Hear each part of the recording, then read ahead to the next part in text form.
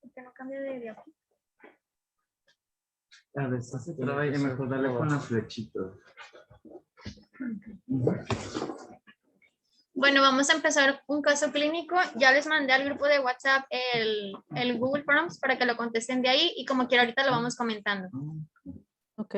Es un adolescente masculino de 13 años de edad, quien es llevado a la consulta de medicina familiar por presentar un cuadro de rinorrea hialina, tos, odinofagia y fiebre de 38 grados. 10 días después vuelve a la consulta porque desde hace 2 días tose con más frecuencia, a lo cual la madre refiere que no le impide realizar sus actividades diarias. Refiere que no es la primera vez que el paciente presenta un cuadro similar y que hace 4 meses presentó el mismo cuadro clínico. En los antecedentes personales, el paciente ha tenido repetidos episodios de bronquiolitis durante los primeros 2 años de vida. En el último año, ha presentado 3 infecciones de vías respiratorias altas, quedando con tos después de la resolución del cuadro de predominio nocturno. En uno de ellos presentó dificultad respiratoria que se dio a los pocos días sin acudir a su médico. A la exploración física es un paciente con buen estado general, sin rasgos característicos, coloración de piel y mucosas normal. En la auscultación pulmonar se encuentran sibilancias expiratorias en ambos campos pulmonares. Vamos con la primera pregunta. Según el cuadro clínico del paciente, ¿cómo clasificaría la gravedad del asma? ¿Alguien que me pueda ayudar con esta pregunta y que me explique la clasificación de gravedad del asma, por favor?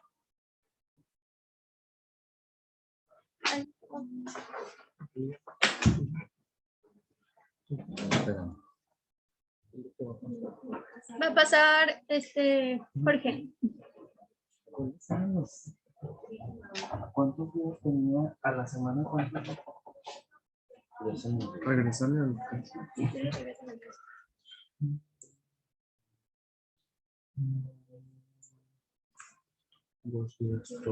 Bueno, de acuerdo a la presentación clínica de nuestro pacientito, si nada más son 2 veces a la semana, pues lo podríamos clasificar como persistente leve, ¿ok? Es importante en el asma, antes que nada, hacer la clasificación para ver qué tipo de tratamiento le vamos a dar a nuestro paciente. La clasificación se divide en intermitente y en persistente. La persistente se divide en 3, leve, moderada y grave. Entonces, pues de acuerdo al caso clínico que nos presentan los compañeros, doctora, lo podremos clasificar como persistente leve.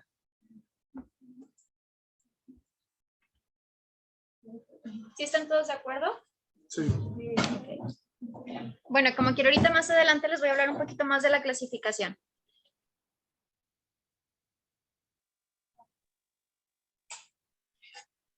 ¿Cuál es el principal síntoma clínico del asma? ¿Síntoma clínico? El síntoma principal clínico. Es la tos. Así es la tos, es el principal síntoma. Pregunta 3. En una crisis asmática, ¿cuál es el tratamiento más rápido para la resolución de la obstrucción bronquial? Beta-2 agonistas. Así es, beta-2 agonistas adrenérgicos. ¿Y alguien que me pueda mencionar 5 factores desencadenantes del asma bronquial? El ejercicio. El frío. Así es.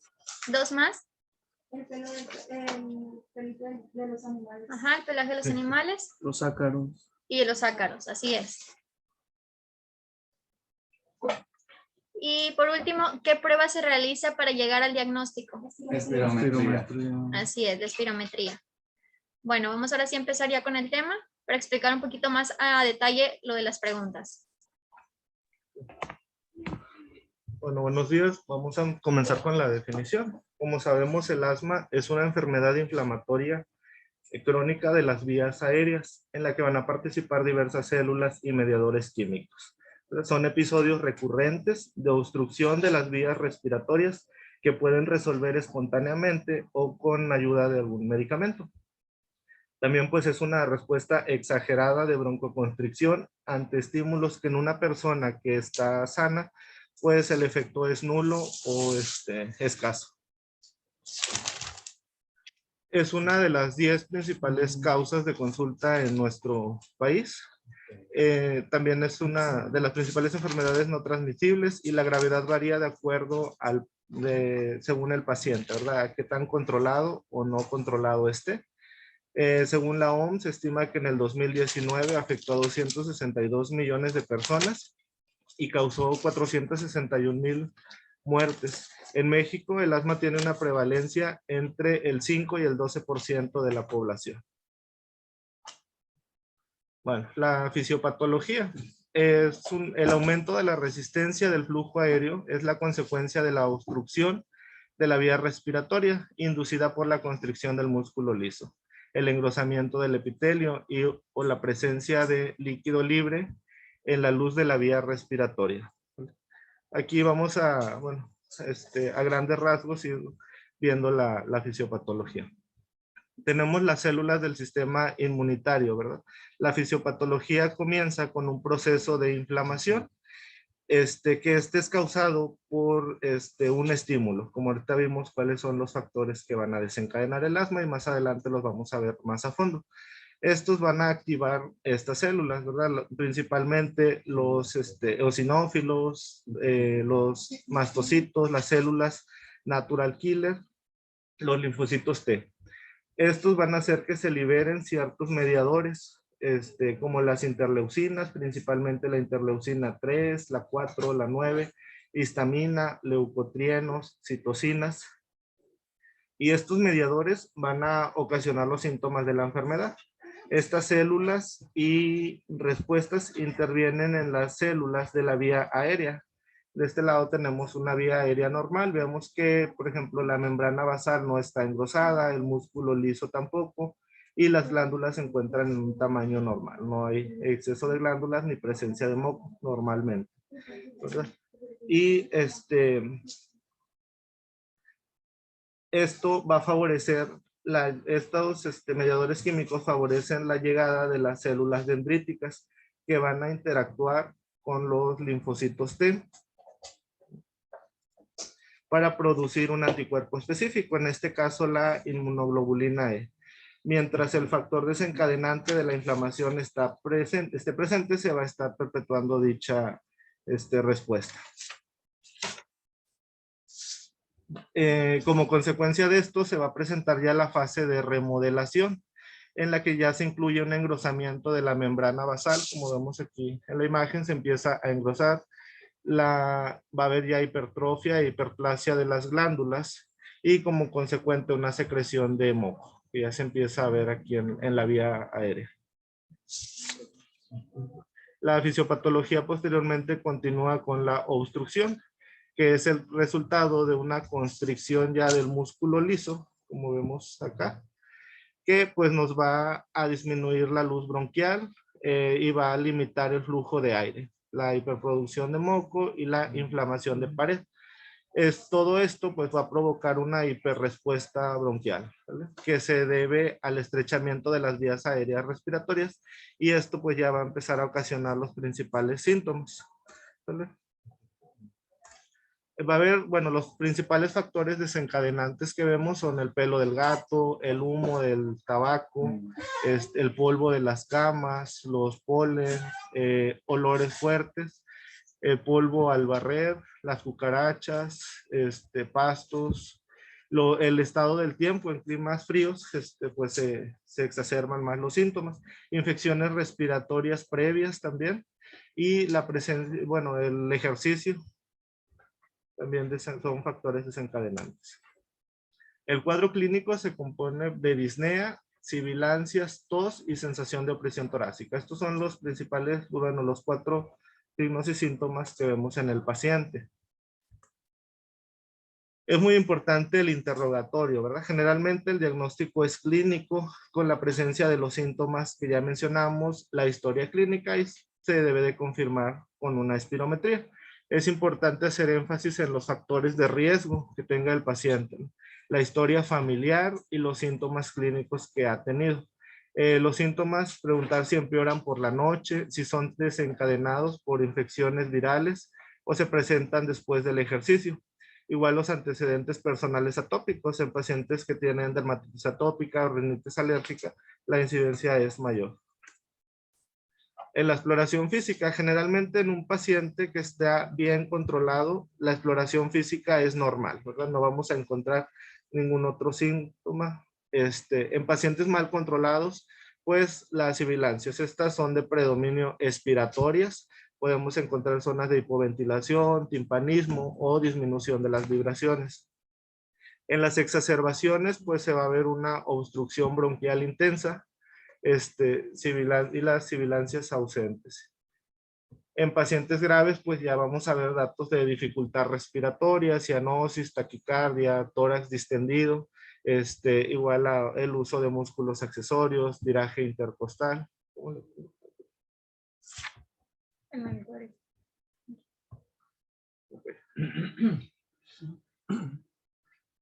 Bueno, los hallazgos radiográficos, generalmente igual, una Permíteme radiografía. tantito.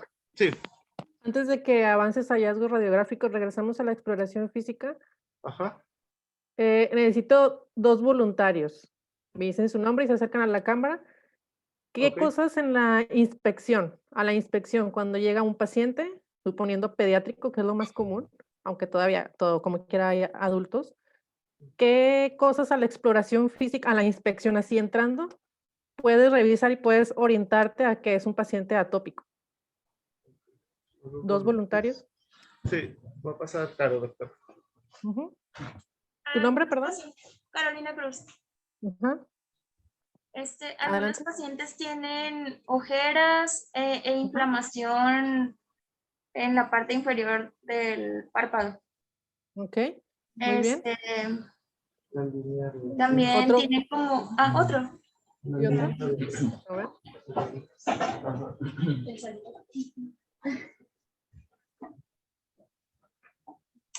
¿Nombre? También pueden tener en la, me llamo Jorge, doctora. Ok. También pueden tener en la nariz la línea como del saludo del paciente alérgico. Ajá. Ujú. También Línea de puede haber Dennis. ajá, puede haber lesiones de atopia en la piel también. Sobre todo en los puntos de flexión, de que en la fosa cubital, detrás de en la fosa,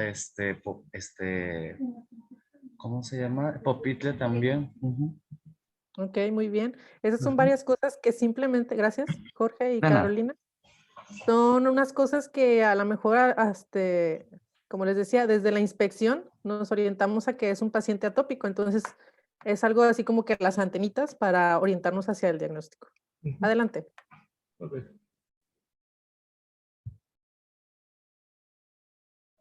Bueno, en hallazgos radiográficos, en un paciente que está controlado, generalmente no se encuentra nada. La radiografía se ve normal. Estos ya son en pacientes que están descontrolados. Por ejemplo, en la primera radiografía vemos los hallazgos son pulmones hiperinsuflados. Las cúpulas diafragmáticas generalmente están a altura de los octavos arcos costales y hay un ligero incremento en la densidad paranasal por la inflamación de las vías respiratorias. En una radiografía lateral, pues vemos una radiolucencia retroesternal y el aplanamiento, que es lo característico, un aplanamiento de los semidiafragmas. Y bueno, estas son los criterios para establecer el diagnóstico del asma. Ver los antecedentes de síntomas respiratorios, ¿verdad? Como vimos, los pacientes asmáticos manifiestan más de uno de los 4 síntomas. Los síntomas pueden aparecer de forma variable a lo largo del tiempo y varían de acuerdo a la intensidad. Estos generalmente empeoran por la noche y suelen ser desencadenados por el ejercicio, la risa, los alérgenos o el aire frío. Y suelen aparecer o empeorar con las infecciones respiratorias. Entonces el diagnóstico es clínico. haciendo énfasis en la historia, una buena historia clínica, y se confirma con una espirometría que más adelante vamos a ver.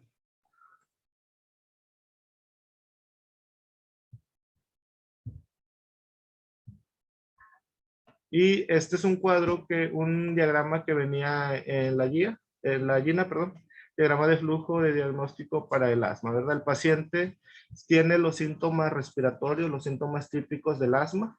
Sí, pues realizar una historia clínica, un examen físico detallado, enfocado a asma. Si esto respalda, pues si se realiza una espirometría, y pues también con una prueba de reversibilidad, que ahorita lo vamos a ver, y ahí se da el tratamiento del asma. Si no, pues hay que buscar otros diagnósticos diferenciales. Si trae, por ejemplo, nos marca que es un cuadro muy sugestivo del asma y es una urgencia clínica, como quiera se va a dar un tratamiento empírico con corticosteroides inhalados y SABA, revisar la respuesta y realizar las pruebas diagnósticas en un plazo de 1 a 3 meses.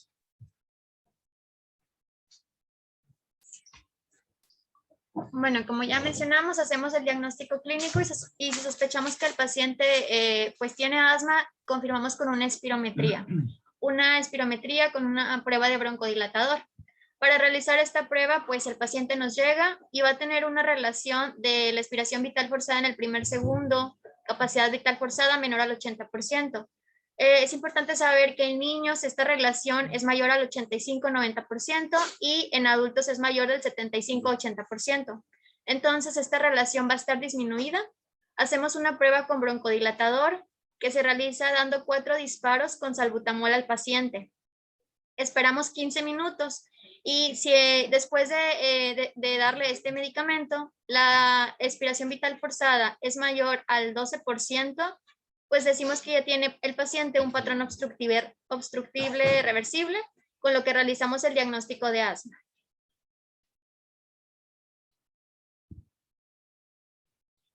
Antes de iniciar el tratamiento en estos pacientes, pues hay que clasificarlo de acuerdo a su gravedad. Esta es la clasificación según Gina, como ya habíamos mencionado al principio, se divide en asma intermitente, persistente leve, moderada y grave. Esta clasificación va a ser más que nada por los síntomas clínicos que presenta el paciente. Por ejemplo, en el asma intermitente, pues los síntomas van a aparecer menos de una vez por semana. Los síntomas nocturnos, no más de 2 veces al mes, y va a tener una expiración vital forzada en el primer segundo mayor al 80% del valor predicho y una variabilidad menor al 20%. Ya cuando se convierte en un asma persistente leve, pues los síntomas ya aparecen más de una vez por semana, pero menos de una vez al día. Aquí las exacerbaciones ya pueden afectar la actividad y el sueño, y los síntomas nocturnos aparecen más de 2 veces por mes. Aquí la variabilidad ya va a estar disminuida en un 20 a 30%. En un asma persistente moderada, los síntomas ya son diarios. Los síntomas nocturnos ya aparecen más de una vez por semana. El paciente ya hace uso diario de los beta-2 agonistas de acción corta inhalados y la expiración vital forzada en el primer segundo es del 60 al 80% del valor predicho, con una variabilidad mayor al 30%. Y en un asma persistente grave, pues los síntomas igual, siguen siendo diarios, pero ya hay exacerbaciones frecuentes. Hay síntomas diarios de asma nocturna.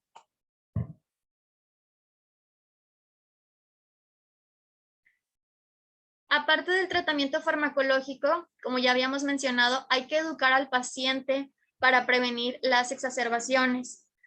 ¿Cómo haremos esto? Pues evitando el contacto con el humo de tabaco, explicarle al paciente que no puede fumar o que si son niños los familiares no deben de fumar cuando esté el paciente presente. Hay que evitar medicamentos o alimentos que nos precipiten los síntomas, evitar los ácaros, lavando sábanas y cobijas semanalmente, con agua caliente, secar al sol. Evitar los animales domésticos con pelaje o si los tienen, pues mantenerlos fuera del hogar. Cucarachas, también limpiar de manera rutinaria y eficiente la casa, utilizar insecticidas, mantener cerradas puertas y ventanas para evitar los pólenes exteriores y los mojos.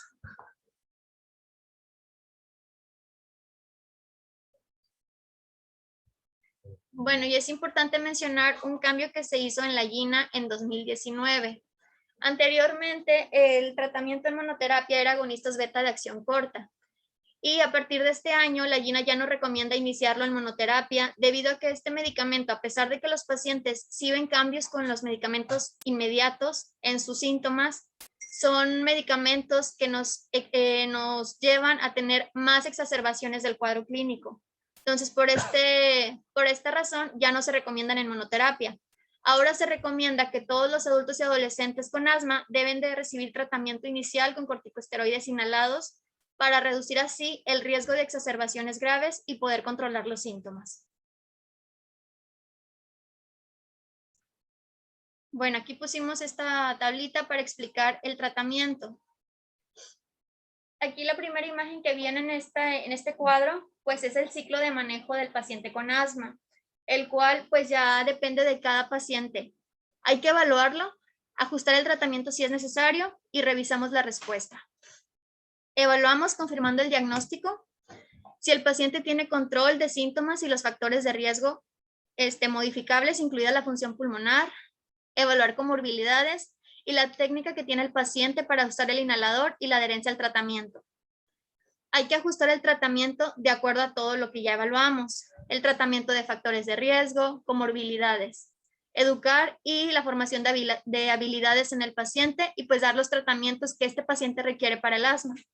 Y revisamos la respuesta, los síntomas que presenta, si tiene exacerbaciones, algún efecto secundario y su función pulmonar. El tratamiento es en 5 pasos. Vamos a iniciar con el paso 1.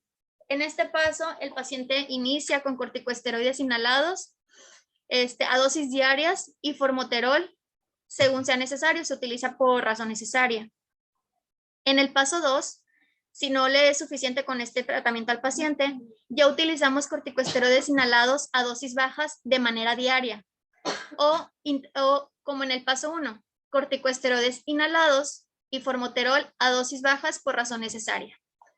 Otra opción de tratamiento en este paso serían los antagonistas de receptores de leucotrienos o corticosteroides inhalados a dosis bajas cada vez que se toma un agonista beta de acción corta. Si con esto no es suficiente y no podemos controlar los síntomas del paciente, nos vamos a brincar al paso 3, en el que se dan dosis bajas de corticosteroides inhalados y antagonistas betas, pero de acción prolongada. La segunda opción de tratamiento en este paso 3 serían dosis intermedias de corticosteroides inhalados o dosis bajas, como lo mencionamos en el paso 3, de corticosteroides inhalados, más un antagonista de leucotrienos, ya no de agonistas beta de acción prolongada. La diferencia, si con esto no es suficiente tampoco para el paciente, pues nos vamos al paso 4, que la diferencia al paso 3 es que ya no utilizamos dosis bajas, sino dosis intermedias de corticosteroides inhalados y antagonistas beta de acción larga. La segunda opción de tratamiento en el paso 4 serían ya no dosis intermedias, sino dosis altas de corticosteroides inhalados. Y ya podemos agregar tirotropio o agregamos un antagonista de leucotrienos. Y si no se controla con esto al paciente, vamos al paso 5, en el que ya se utilizan dosis altas de corticosteroides inhalados o un antagonista de acción beta de acción prolongada. En este paso también ya lo referimos a un tercer nivel con el alergólogo para que él ya evalúe al paciente para ver si es necesario que utilice inmunoterapia, realizarle pruebas cutáneas. Del paso 1 y el paso 2, el tratamiento de rescate que se prefiere en estos pacientes son corticosteroides, como ya lo había mencionado, corticosteroides inhalados y formoterol a dosis baja, según sea necesario. Y la opción de rescate en todos los pasos, pues también es el agonista beta de acción corta, según sea necesario.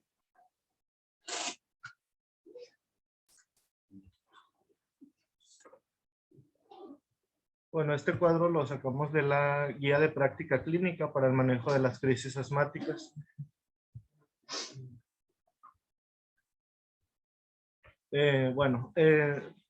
Primero tenemos que ver si es una crisis leve, una crisis grave o una crisis potencialmente mortal, ¿no?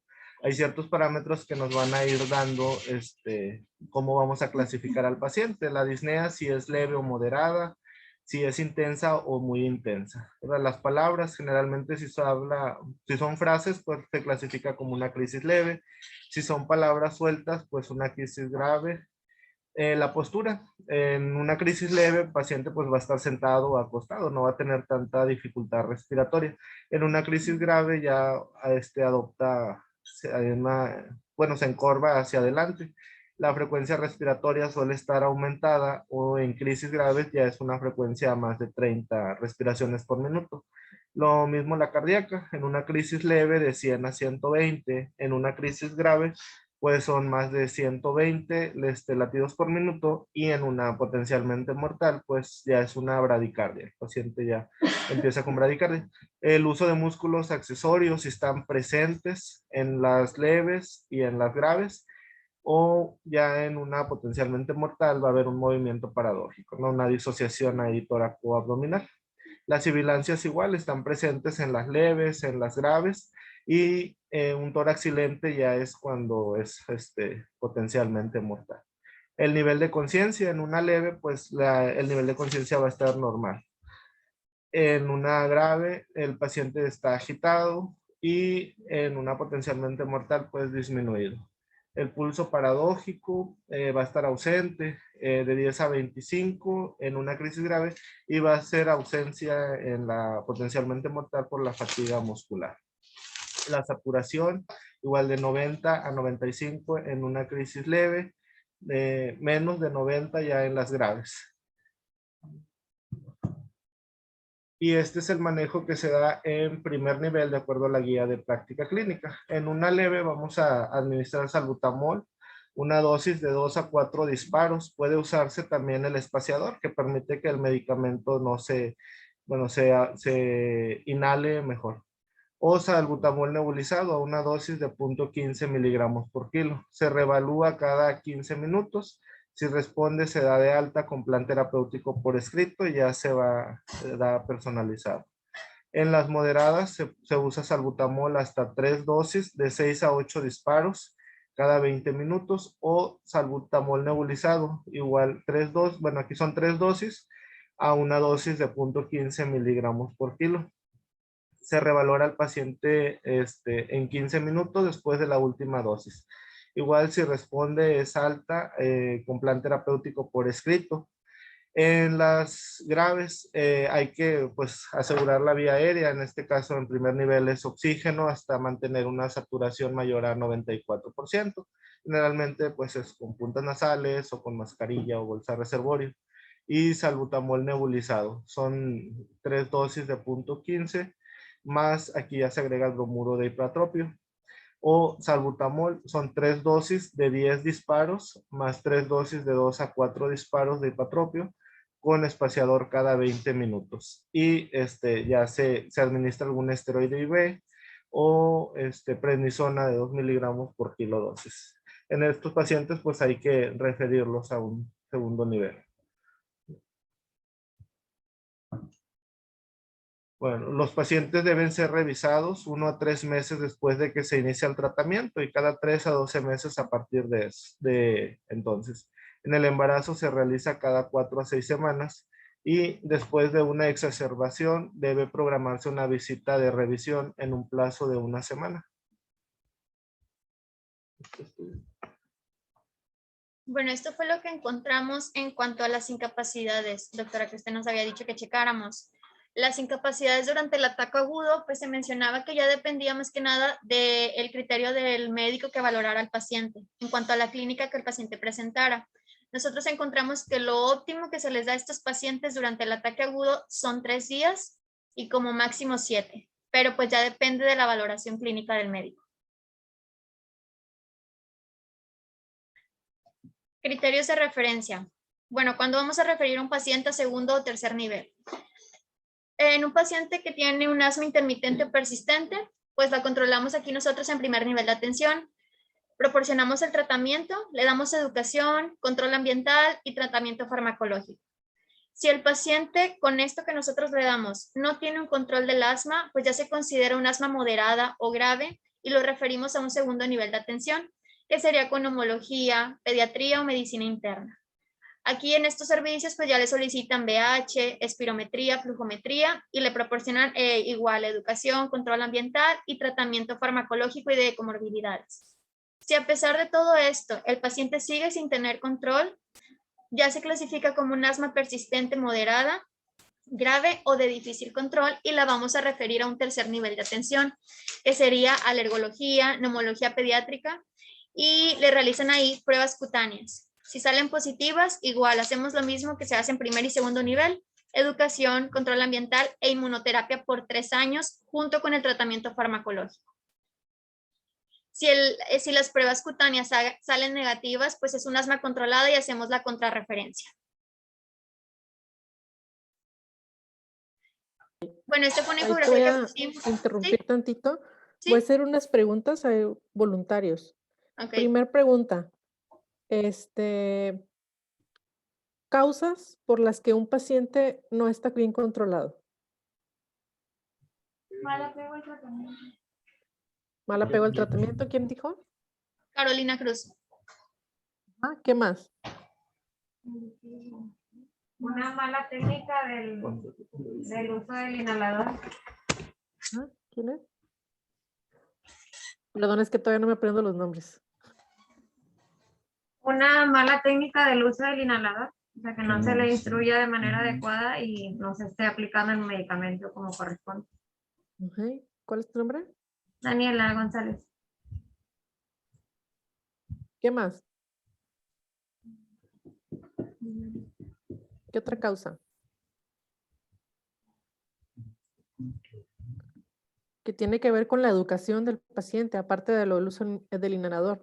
Siempre, Pues, siempre, siempre. Sigan las indicaciones. Que no se disminuyan los factores de riesgo, por ejemplo, en el caso de los adultos, que si es fumador, pues que no deje de fumar y eso pues es un...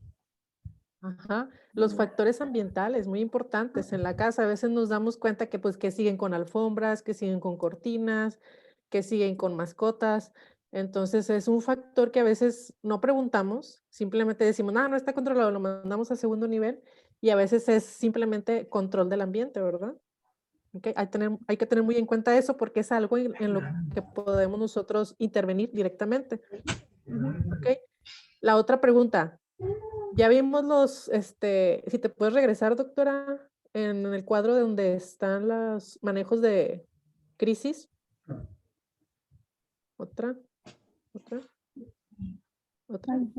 Esa.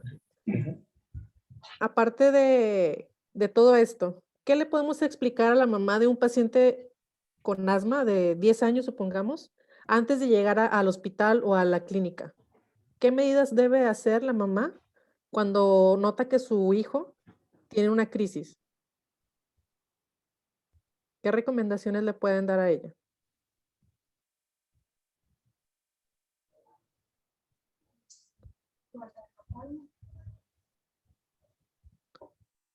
Acuérdense que ellos tienen el tratamiento de rescate, ellos tienen el salbutamol siempre, ¿sí?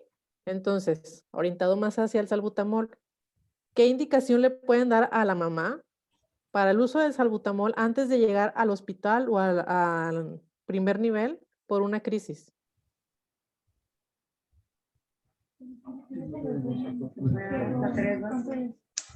Puede utilizar el salbutamol en la casa cada 15 minutos. Un disparo. A ver, ¿quién da más? A ver.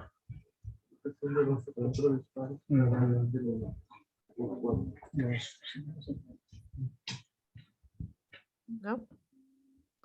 Acuérdense, el tratamiento de rescate se lo debemos de explicar muy bien a los pacientes, a las mamás de los pediátricos y pues a los adultos, ¿no? Acuérdense, siempre es 2 disparos de salbutamol con las indicaciones que ya he mencionado, o sea, que van a mencionar ahorita de la educación de cómo debe de usarse, esperar 20 minutos. Si no se mejoran los síntomas, otros 2 disparos. Si no mejoran los síntomas, otros 2 disparos, que por ahí va, Jorge, ¿verdad? Sí. Eran 2 disparos. Ujú. Ya si no remite la crisis, pues ya ahora sí acude a Ok. urgencias, a atención médica continua. Muy ¿Ok? bien. Ujú. Adelante.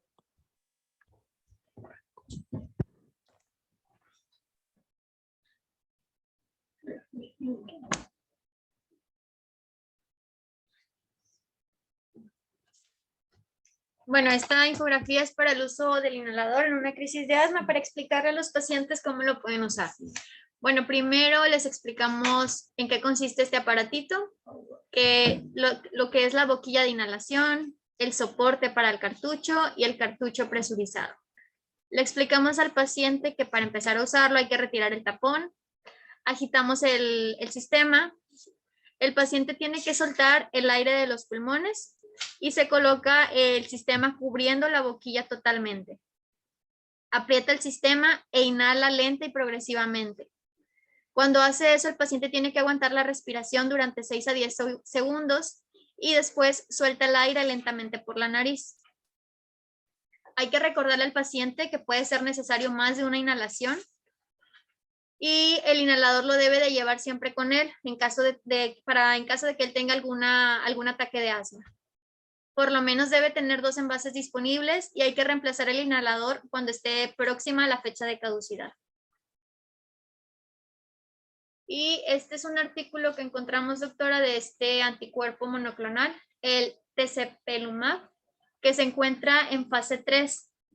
Es un anticuerpo monoclonal humano que bloquea la linfopoyetina del estroma tímico, que es una citocina derivada de células epiteliales que están implicadas en la patogenia de esta enfermedad.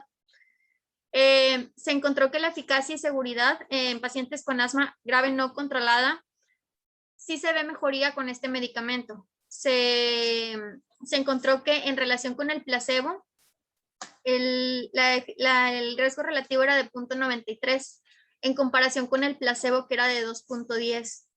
Aquí en este estudio fueron 529 pacientes quienes usaron este medicamento contra placebo que fueron 532. Aún necesita todavía estudiarse más, pero se encontró en los resultados finales que este anticuerpo monoclonal a dosis de 70 miligramos cada 4 semanas vía subcutánea en los pacientes tenía mucha mejoría de las exacerbaciones asmáticas en los pacientes en comparación con los agonistas beta-2 adrenérgicos y con los corticosteroides inhalados, pero pues que aún faltan todavía estudios por realizarse.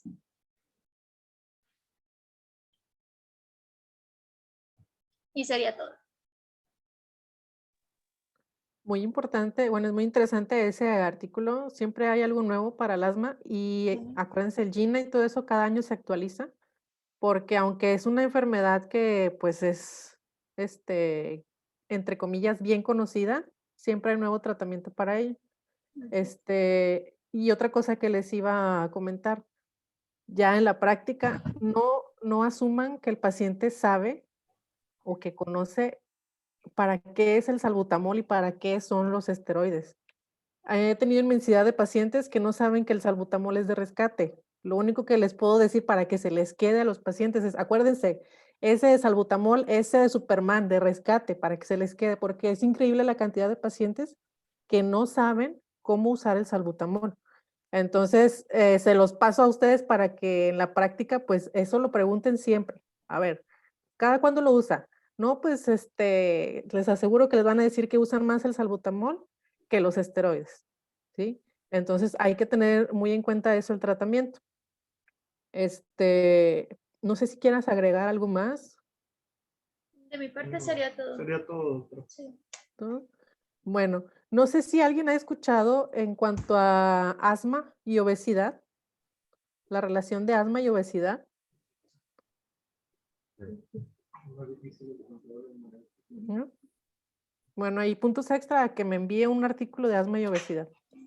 ¿Ok? Muy bien.